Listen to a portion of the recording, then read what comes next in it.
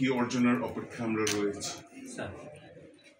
তো সেটা বার্তা পৌঁছে দেওয়ার জন্য আমি বিভিন্ন ডিভিশনাল শহরে গত 4-5 মাস ধরে বেরিয়েছি।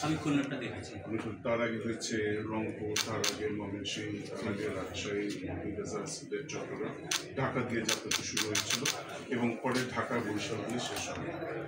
উদ্দেশ্য হচ্ছে এই যে আমাদের রিফর্ম রোডম্যাপ যেটা আছে, যেটা আমার অভিভাষণে আমি দেশের সামনে ধরে তুলেছিলাম, সেটার ব্যাপারে সবাইকে উদ্বুদ্ধ করা, বেসিক্যালি বার অ্যান্ড বেঞ্চকে। এই যে কার্যক্রম চলছে সংস্কারের, সেটা গতিশীলতা বজায় রাখা এবং সবচেয়ে বড় কথা হচ্ছে এখন থেকে স্থায়িত্ব নিশ্চিত। এবং আমি খুব আনন্দিত যে এই জার্নি, এই যাত্রায় আমাদের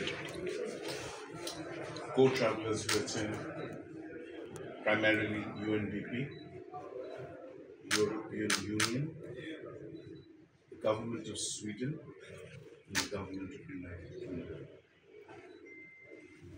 তারা unequivocally, emphatically আমাদেরকে সাপোর্ট দিয়ে যাচ্ছেন এবং দেবেন বলে আমাদেরকে আশ্বস্ত করেছেন। এবং এই ব্যাপারে গতকালকে, এর আগে একটা পেরিয়েছিল রংপুরের আমাদের রোড শোর পরে, সেখানে ইউএনডিপি আর এই ব্রিটিশ হাই কমিশন মিলে তারা যৌথ বিবৃতি দিয়েছিল। আমাদের ইউএনডিপির রেজিডেন্ট রিপ্রেজেন্টেটিভ স্টেফিনা, ব্রিটিশ হাই কমিশন সেরা। গতকাল খুলনা